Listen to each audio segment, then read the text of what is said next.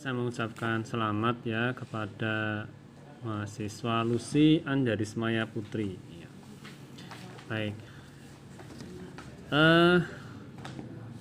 Untuk saya ada beberapa yang perlu diklarifikasi terkait dengan proposal yang dipresentasikan oleh Mbak Lucy ya. Yang pertama tentang latar belakang. Ya. Latar belakang Mbak Lucy melakukan atau ingin melakukan penelitian tentang tingkat spiritual dan kesepian. Di bab 1 tadi disampaikan bahwa di studi pendahuluan yang sudah dilakukan itu Mbak Lucy mewawancarai 5 lansia ya. 10 lansia, Pak. 10 lansia ya. Dari hasil wawancara ini 10 lansia itu tadi disampaikan 5 yang kesepian ya. Oke, Pak. Nah, tingkat spiritualnya bagaimana? Sudah disampaikan belum?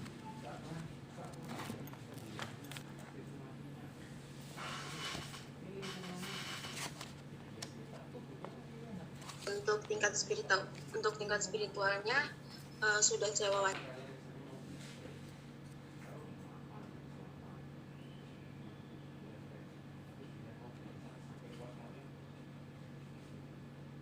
Sini tuh kayak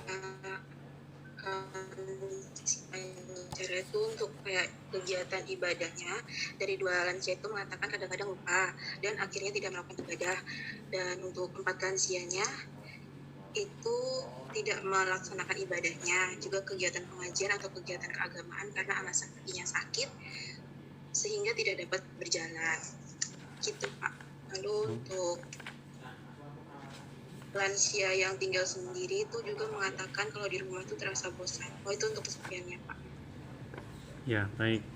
Jadi di situ ada problem ya, ada fenomena yang perlu diteliti kan ya. Oke, Pak. Terus kenapa ngambil di daerah Kelurahan Bahuran, enggak di kelurahan yang lain? Iya, Pak, karena di Kelurahan Bahuran sendiri ini setelah yang itu dari setelah saya melakukan wawancara dari 10 lansia tersebut itu lansia ini mengalami yang namanya kesepian. Nah, itu faktor psikososial, psikologi dan spiritualnya, Pak. Untuk tanda-tanda kesepiannya sendiri itu lansianya itu di sini setelah saya wawancara itu ada yang sulit tidur dan sering melamun. Lalu dari faktor untuk lansianya sendiri untuk tempat tinggalnya itu lansianya ada yang tinggal sendiri, lalu juga lansianya itu mengatakan juga merasa sering bosan, lalu juga sedih karena tidak ada keluarga yang menemaninya. Lalu juga lansianya juga di rumah tidak tahu ingin melakukan apa-apa. Itu menurut dari wawancara. Kalau dari data sekunder yang didapat, apakah di Kelurahan Bahuran itu memang lansianya banyak yang kesepian begitu enggak? Untuk data sekundernya dari Bahurannya masih dalam proses, Pak. Saya masih mencari. Jadi di sini saya untuk datanya baru data lansia saja, Pak. Ya. Tolong ini share screen-nya di off-kan dulu aja, share screen-nya karena ini pengaruh terhadap sinyal. Share screen-nya di off-kan dulu.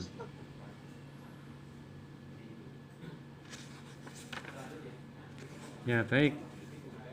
Jadi Anda mengambil di Kelurahan Bahuran sudah ada dasarnya ya? Oke, Pak. Ya. Baik. Terus kemudian untuk tinjauan pustaka yang Anda pakai ya. Menurut Anda referensi di tinjauan pustaka yang Anda tuliskan di sini. Apakah perlu ditulis di daftar pustaka enggak? Enggak, Pak. Perlu. Ya.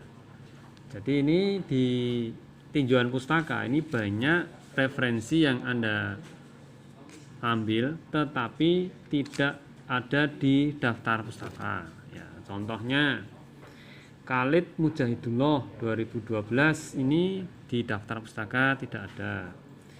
Kemudian Nugroho, kemudian masih banyak lagi di bab 2 yang referensinya belum tertulis di daftar pustaka. Ya, jadi Anda pun tadi kan sudah menyampaikan perlu ditulis daftar pustaka kan? Ya, jadi tolong ini nanti dituliskan ya semua referensi yang Anda pakai di bab 2 nanti dituliskan di daftar pustaka. Baik. Enggak, Pak. Kemudian ke kerangka teorinya. Di dalam kerangka teori ya, Anda mengambil dari teorinya siapa tentang kesepian dan spiritualitas.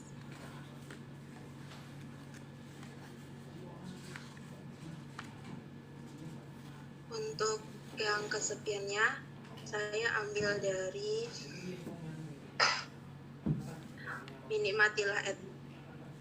Binikmatilah tahun 2018. Lalu untuk faktor untuk spiritualnya saya ambil dari Wardani dan Amalia, Pak. Juga dari Binikmatilah juga, Pak. Untuk yang buku ajar keperawatan Grontik 2016 ini siapa ini? Kalau itu dari lanjut usia dari agent prosesnya, lalu untuk perubahan biologinya. Yang buku ajar ini pengarangnya atau penulisnya siapa?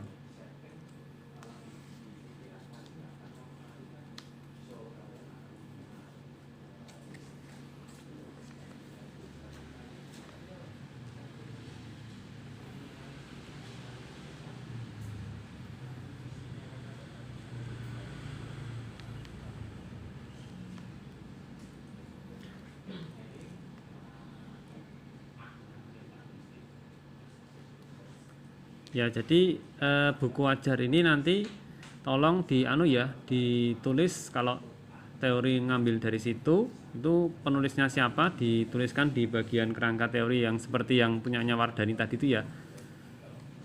Oke, Pak. Jadi nanti penulisannya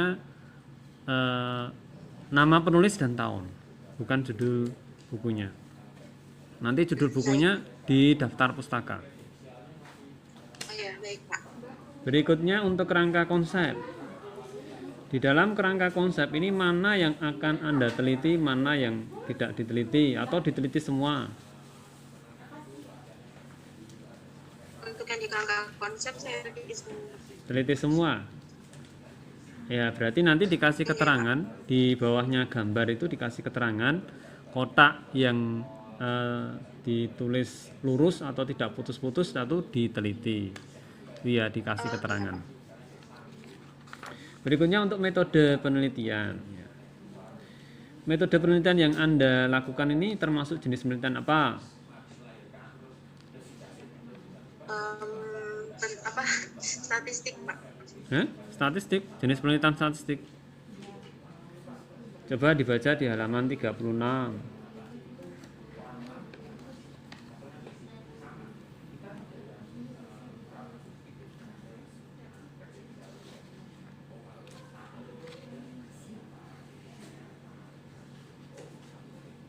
Jenis penelitiannya itu korelasi analisis. Menggunakan pendekatan cross seksional. Yang dimaksud cross seksional itu apa? Cross seksional itu melakukan penelitiannya itu secara untuk menjabarkan status kejadian yang terkait dalam kejadian tersebut itu dalam satu waktu, Pak. Dalam satu waktu. Nah, ini nanti definisi cross seksional ini perlu dituliskan ya, dijelaskan bahwa pendekatan cross seksional ini bagaimana dan menurut referensi dari siapa. Itu ya, ya Pak. ditambahkan di sini cross seksional itu artinya apa? Ini dituliskan di jenis penelitian ini. Kemudian di populasi dan sampel, ya, Anda populasinya 131, ya. Ini satu wilayah dusun atau beberapa dusun? Atau dukuh? Satu dukuh Pak. Dukuh ya. Dukuh Bahuran 2. Itu jumlah lansianya kamu dapatkan dari mana ini datanya ini 131 ini? Saya dapat dari kakak yang dikasih dari Pak Dukuhnya sendiri Pak. Jadi saya menghitung sendiri Pak untuk jumlah. Oh, berarti dari Pak Dukuhnya ya. Data sekunder gitu ya. Kemudian setelah kamu pakai rumus Slovin, ketemu sampel 63 ya. 57. 57 terus nanti ditambah 10% untuk cadangan 63 ya. Nggih. Cara kamu nanti mau mengambil 63 ini bagaimana? Caranya kalau misalnya dari 50 responden itu ada beberapa responden yang misalnya tidak ada di rumah Pak. Jadi saya cadangkan ke yang cadangannya itu Pak. Ini kamu datangi ke rumah-rumah atau bagaimana? Saya datangnya ke rumah-rumah Pak.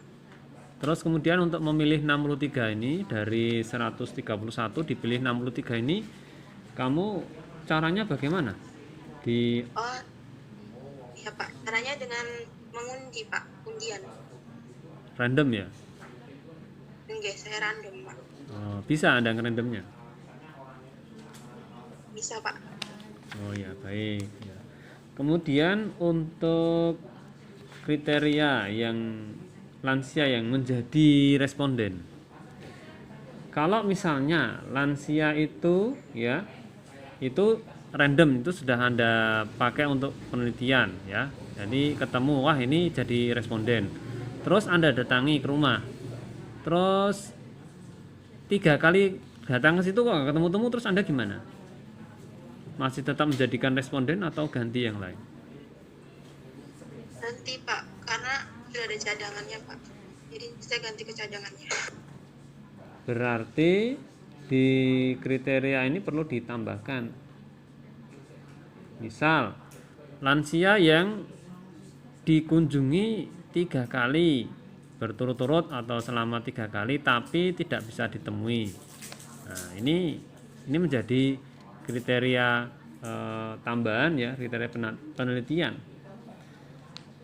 bahwa lansia yang lebih dari 3 kali kunjungan nanti kalau tidak bisa ditemui diganti. Nah, itu nanti tolong ditambahkan di kriteria penelitian karena di sini belum ada ya. Di kriteria inklusi lansia berusia 60 tahun ke atas, bertempat tinggal di Dukuh Bahuran 2, bersedia menjadi responden. Nah, ini kemudian kriteria eksklusifnya lansia kondisi sakit dan dirawat di rumah sakit. Nah, ini kan yang kalau 3 kali kunjungan enggak ketemu-temu terus diganti kan belum ada toh? Oke Pak. Ya, nanti tolong ditambahkan. Nah, berikutnya untuk definisi operasional. Di dalam tabel yang Anda buat di halaman 39 ini Anda menuliskan 2 variabel, tingkat spiritual dan kesepian. Kemudian alat ukurnya adalah DSES dan UCLA ya. Anda dapat dari mana nih alat ukur ini? Katanya sudah valid ya, sudah diujikan ya? Iya Pak, saya dapat dari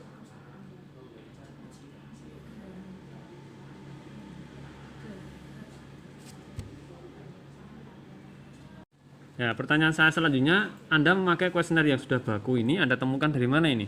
Referensinya mana? referensinya dari penelitian terdahulu Pak. Ini referensinya ada yang hasil ukurnya Pak dari NIA 2015 untuk yang DSES.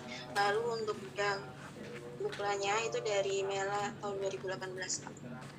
Itu skripsi atau jurnal atau apa? Skripsi Pak. Tadi miliknya siapa? Mia sama? Nia sama Mela Pak. Mia. Ini di daftar pustaka nggak ada loh, Mia. Sama siapa tadi? Sama Mela, Pak. Mela. Ini di daftar pustaka juga nggak ada. Nah, tolong nanti kalau Anda pakai punyanya orang, tolong nanti ditulis di daftar pustaka ya. Oke, Pak. Ya, baik. Kemudian masih di definisi operasional. Di dalam tingkat spiritual ini alat ukurnya DSES ini ada 16 item ya. Kemudian hasil ukurnya rendah itu ada 15 ya. Kenapa kok bisa ketemu 15? Skor paling rendah. Angkanya paling rendah 15. Padahal itemnya 16. Ya, Pak. Saya kalau yang itu saya ikut dari penelitian yang terdahulu, Pak. Hitungannya tuh 15 yang rendah, Pak. Yang rendah 15. Oke, Pak.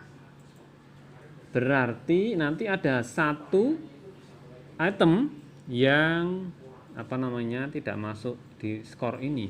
Karena sudah saya cek tadi kalau misalnya nilai paling rendah kalau dia menjawab pertanyaan 0 atau 1, kalau jumlah pertanyaannya 16 ya minimal hasil ukurnya paling rendah 16 ya. Berarti ada satu pertanyaan yang tidak dilakukan scoring. Paham enggak? Ya. Ya, baik. Ya, kemudian untuk yang paling tinggi 90. Ini kenapa kok bisa 90? Bisa Dari hasil hitung rata-rata, Pak. Hasil hitung rata-rata. Anda bisa menghitungnya enggak? Kok bisa 90? Padahal kalau di skor ya, ini saya lihat di kuesionernya. Kuesionernya kan 16 item. Ini ada yang tidak pernah, jarang, kadang-kadang, hampir, setiap hari, sering. Kalau misalnya skor paling tinggi itu misalnya tidak pernah 0, jarang 1, kadang-kadang 2, hampir setiap hari 3, setiap hari 4, sering 5. Berarti kan skor paling tinggi adalah 5, skor tertinggi dikalikan jumlah pertanyaan. Artinya 5 dikali jumlah pertanyaan yang dipakai. Dalam hal ini Anda tuliskan tadi 16. Berarti 5 kali 16 atau 5 kali 15.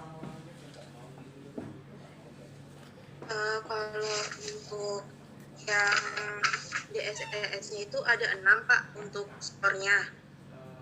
Tidak pernah, jarang, kadang-kadang, hampir setiap hari, harus setiap hari, dan sangat sering, dan sering sekali.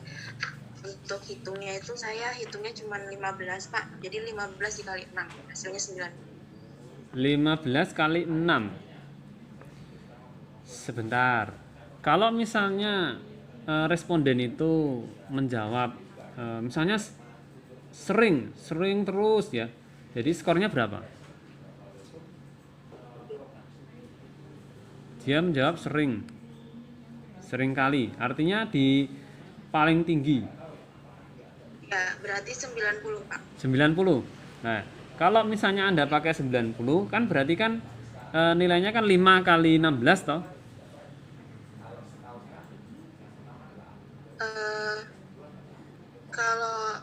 Kalau misalnya itu kan ada 6, Pak, untuk scoringnya. Ya. Yang tidak pernah kan 1, Pak. Tidak pernah 1. Terus? Jarangnya kan 2. 2. Terus? Kadang-kadangnya 3. Terus? Setiap harinya 4. Setiap harinya 5. Lalu sering sekalinya tuh 6, Pak. 6. Berarti nanti 6 paling tinggi kan berarti 6 kali kan 16. Atau 6 kali 15? 50, Pak. 6 kali 15. Berarti satu pertanyaan ada yang nggak dipakai. Yang poin 16 kalau Pak Anto, ya. Pak. Itu mesti pertanyaan mesti yang tingkat spiritual tuh pertanyaan favorable atau unfavorable sih atau campur? Untuk yang spiritual itu favorable semua, Bu. Favorable semua ya? Nggih. Ya, lanjut ya. Jadi ini nanti Anda harus bisa menghitung ini ya. Jadi dari kuesioner tidak Anda sekedar eh, apa namanya ambil-ambil aja. Anda harus bisa menghitung ya. Di rendah tadi 15. 15 itu kan berarti paling rendah kan 0 loh. 0 kali atau 1 lah. Misalnya tidak pernah kan enggak toh. 1 kan jarang kan 1 kan ya. 1 Dua, Pak. ya.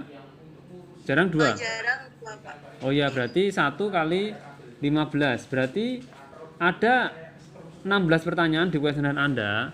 Yang satu pertanyaan berarti nggak usah dipakai. Oh iya, Pak.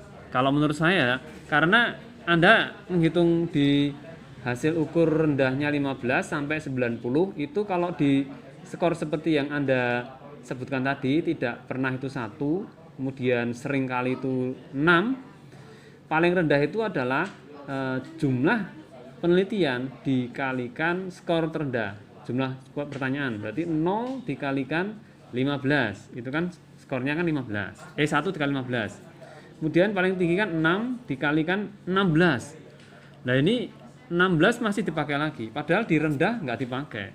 Ini maksudnya gimana ini? Saya nggak paham nih yang apa kuesioner ini. Oh iya, Pak. Soalnya kalau untuk yang USS ini tuh beda, Pak. Untuk yang soal nomor 1 sampai soal nomor 15-nya itu penyataan, lalu untuk soal nomor 16-nya itu pertanyaan. Lalu untuk scoringnya sendiri untuk pernyataan ini itu hanya 4, Pak. Hanya ada 4. 4 itu berapa? Tidak 4 itu 1, 2, 3, 4 sama sekali. Enggak, Pak. Nah ini nanti Anda harus di definisi hasil ukurnya perlu dilengkapi nih ya, hasil ukur dari DSS ini. Kalau menurut saya ya rendahnya itu ya sesuai dengan jumlah pertanyaan yang dipakai ya. Berarti rendahnya itu memakai 15 pertanyaan dan paling tingginya Anda pakai 16. Seharusnya paling tinggi pakai 15, sama-sama pakai 15. Terus kemudian ditambahkan satu item pertanyaan itu beda lagi penyekorannya, ya toh? Karena cuma ada 4. Paling rendah berapa, paling tinggi berapa. Nah, ini nanti kalau menurut saya, karena saya belum lihat di yang aslinya, yang DSES aslinya. Nah, ini perlu ada hasil ukurnya, ada keterangan tambahan ya, karena satu item pertanyaan kan beda sendiri lah penyekorannya ya. Baik ya, nanti silahkan Anda cek kalau misalnya Anda mau menghitung yang benar ya, cek yang aslinya, DSS yang asli. Baik, kemudian yang UKLA ini juga kuesioner yang bagus ya. Oke, Pak. Ya, ini penyekorannya gimana ini? Paling rendah 20. Ya, untuk penyekorannya itu yang tidak pernah itu 1. Lalu 1 itu dikali 20 item. Jadi hasilnya paling rendahnya itu 20, Pak. Paling tingginya? Paling tingginya itu 80, Pak. 80 berarti 1, 2, 3, 4 dikalikan 20 ya. Oke, Pak. Nah, kalau yang ini agak lebih jelas ini ya. Ini lebih jelas daripada yang DSES tadi. Ya. Ya, nanti silahkan Anda cek lagi terkait dengan penghitungan skor di kuesioner DSES ya. Gitu ya. Nah, kemudian lanjut ya. Kemudian kuesioner ini sudah diuji ya. Ini Anda tuliskan telah diuji validitas dengan R hitung lebih dari R tabel, yaitu lebih dari 0,42. Berarti 0,42 ini R hitungnya atau R tabelnya?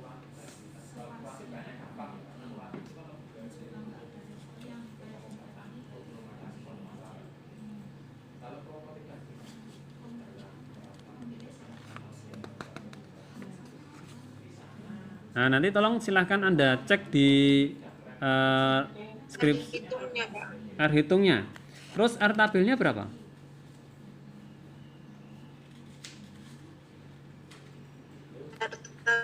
Tabelnya 0,4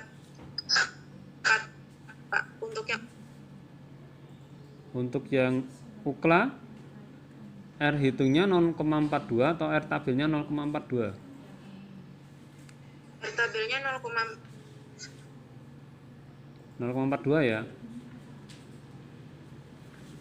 Nah ini kalau ini belum ada R tabelnya, nanti tolong dituliskan R tabelnya itu berapa. Baik, untuk ya Pak. selanjut Untuk R tabel. R tabelnya nanti dituliskan ya. Ya Pak. Kemudian lagi di kuesioner UKLA. UKLA ini juga sudah diuji validkan ya. Di mana 16 pertanyaan yang telah diuji valid dengan R hitung 0,4 sampai 0,86 dan R tabel 0,44. Nah, ini sudah ada R hitung sama R tabelnya, ya toh? Iya Pak. Nah, yang belum ada tadi yang di ini. Yang di UKLA. UKLA tadi, DS di DSES sudah ada ya. Nah, tolong ditambahkan seperti itu kalau Anda mengambil yang sudah baku. Berikutnya tentang rencana jalannya penelitian. Di dalam rencana ini di pelaksanaan ini Anda tuliskan ya.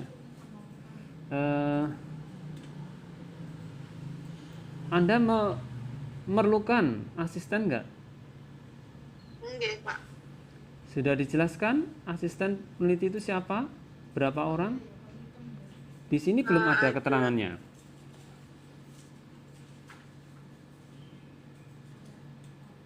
Nah, Sudah ada Pak di ya. bagian. Di halaman 48 ini hanya Anda tuliskan peneliti melakukan proses dengan asisten penelitian. Asisten diberikan penjelasan. Nah, berapa jumlah asistennya berapa? Karena kan Anda kan mau door to door itu ke 63 ya. Siapa sih yang menjadi asisten? Sudah saya Halaman berapa? Halaman yang di tahap persiapan Pak. Wah, ini ya di atasnya itu ya, sebanyak 2 orang dengan kita mahasiswa ilmu keperawatan semester 7. Baik. Oh ya, berarti sudah ada di sini ya penyebutannya. Saya hanya kurang lihat aja di halamannya tadi. Kemudian di dalam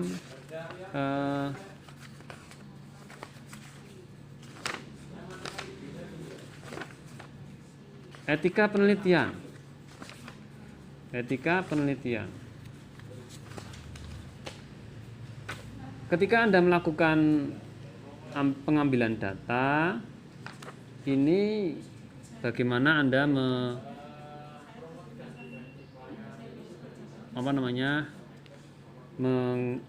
melihat etika atau memperhatikan etika penelitian. Misalnya apa? Etika yang Anda akan